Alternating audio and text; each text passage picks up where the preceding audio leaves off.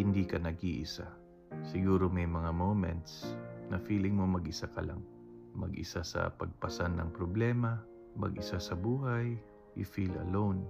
And while you're surrounded with people who care for you, parang nalulungkot ka pa rin pag mag-isa ka na. Pero alam mo, hindi ka nag-iisa. God is with you. He has never left you and He will never forsake you. Andyan lang siya.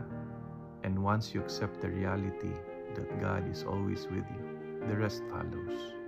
While it may be possible that the rest will abandon you or iiwan ka, God will always be that constant in your life.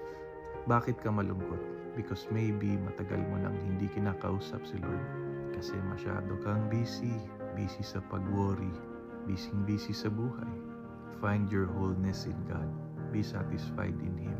Because once you embrace Him, madali mo nang makita ang pagmamahal.